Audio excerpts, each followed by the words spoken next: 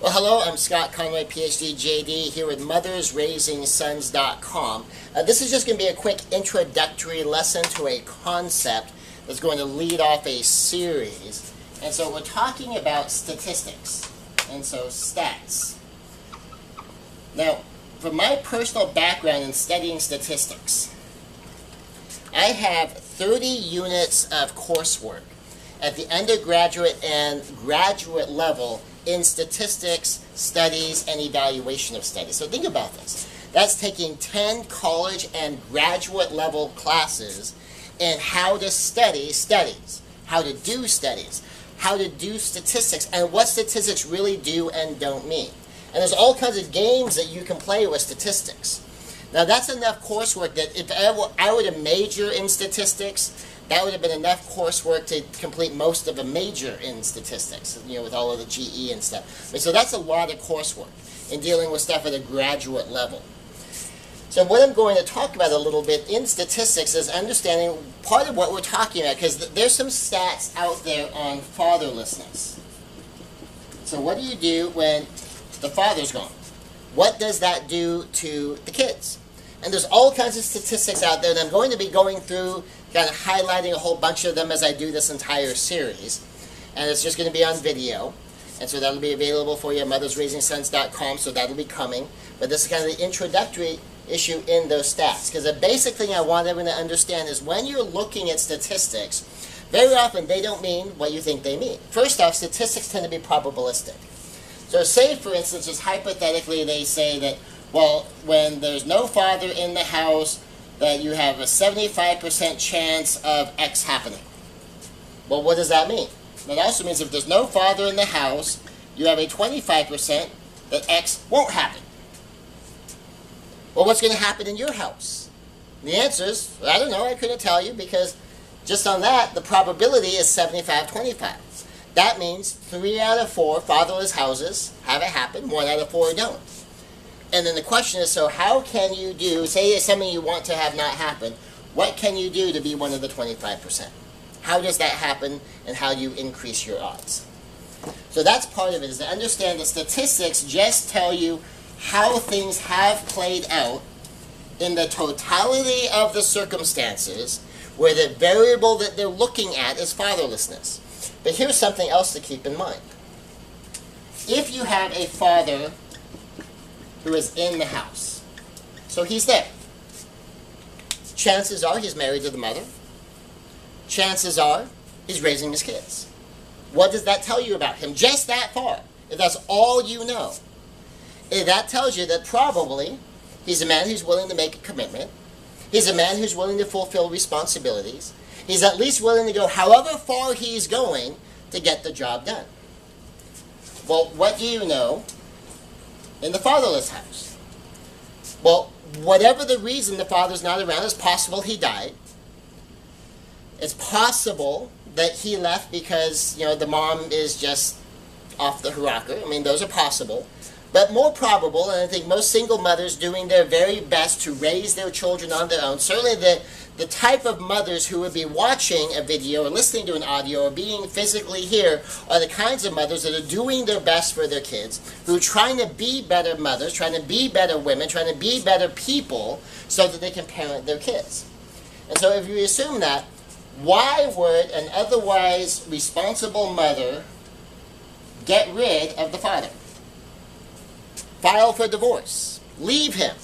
Say no if he asks to marry her.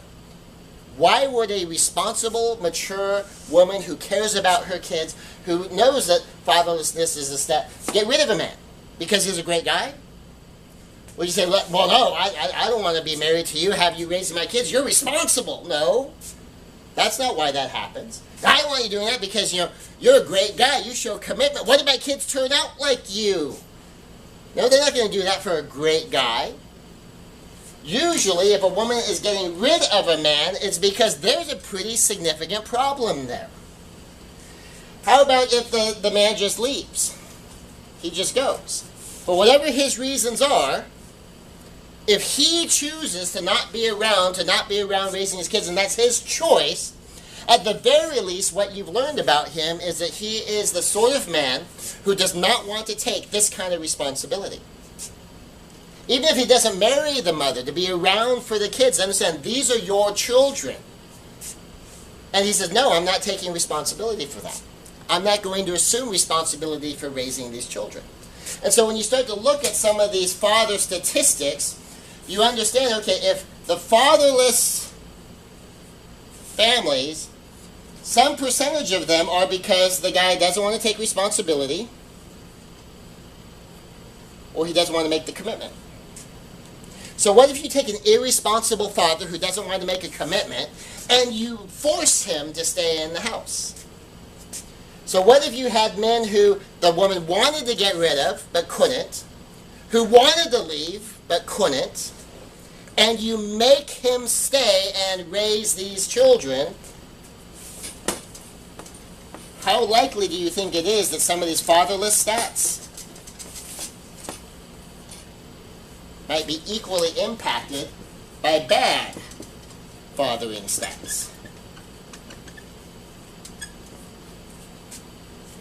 So when you're looking at some of these statistics, it doesn't mean that having any man in the house is going to be an improvement. Because what if you keep the man, but he's abusive to the children? What if you keep the man, but he's abusive to you? Is that going to have a negative impact? And sometimes all these fatherless stats get thrown around. They make women feel guilty for not having sometimes an incredibly dysfunctional, even dangerous man around. Because they say, well, you know, the father is important to the kids. You know what all these statistics are. Well, that may be true. But all the households who have fathers in them, you know you have a certain level of responsibility taking place. And you know you have a certain level of commitment taking place. There's a certain, at least minimal level of quality in these men. And the very responsible men who have a high degree of maturity, a high degree of commitment, take a high degree of initiative, who get things done, do you figure they are more likely or less likely to stay in the household to raise their kids? Probably more likely, right? And that even if they don't stay married to the mother, say there's some, you know, horizontal issues there with the mother and the father are butting heads too much and they separate, they'll still be around. Because they're still taking responsibility for their kids. And so the children aren't being raised without the father, they're just being raised with the mother and the father separately. So they don't count as fatherless children, because the father is still around raising their children. And so you can have a man who's still making the commitment, still taking the responsibility, he's not part of the fatherless statistic. And so the first thing, as we go into these statistics, to understand they are by their very nature skewed. They're a little messed up. Because what they're really comparing is what happens when you have a father who does not commit, does not take responsibility, compared to fathers who do commit and do take responsibilities. Would you expect that if you have men who do take responsibility, who do make the commitment, who do take the initiative, that they're probably going to have a positive impact on their children? Probably. How about these men who just bail? They're just gone. They take off. For whatever reason they're gone, they're gone. What if you make a man like that have to stay? I'm going to end with a really, really quick, short little story. I was working with a woman, and she was struggling with some abandonment issues. I mean, she had found out that her father left because of her. I mean, he had said that in open court. It's on the record. I mean, she could go get the transcript if she wanted it. He had left because of her. And she kind of missed having a dad. And the simple technique, when you get to the end of the entire session, we backed up and said, well, what kind of man was he? Think about this. There's a baby there, and he takes off because of the baby. What happens if a man like that stays? He's still the same person. He's still exactly who he was. He just stays for whatever his own motivation for that might be.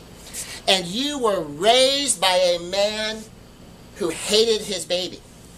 You were raised by a man who wanted to avoid that kind of responsibility.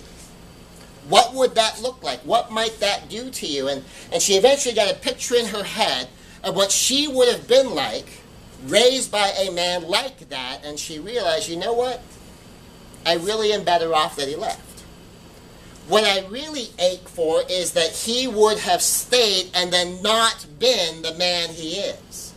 That he would have been a good dad, even though he demonstrated that's not the kind of man he would have been. What I missed was a fantasy, not something he could have done. She was part of the fatherless stat. She grew up without her father. She grew up without even a stepfather. She grew up raised by her mother and her grandmother. And you know what? She came out pretty darn well.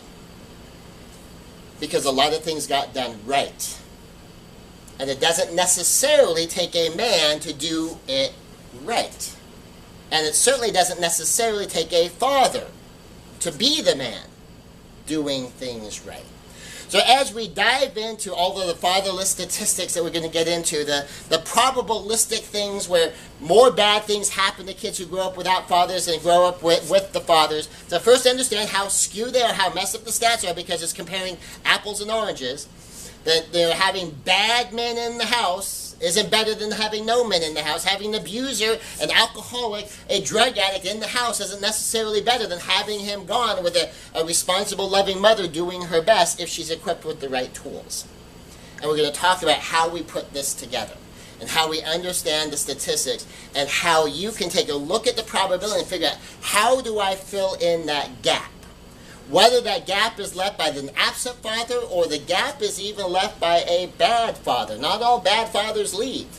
Sometimes the worst thing that happens is sometimes bad fathers stay. And how do you compensate for that? And we'll be using the fatherless statistics to go through that. So this is Scott Conway from Mothers Raising Sons with the introduction to statistics. I have this basic understanding to start with, so that as we dive in, we understand exactly what it is we are looking at. Thank you.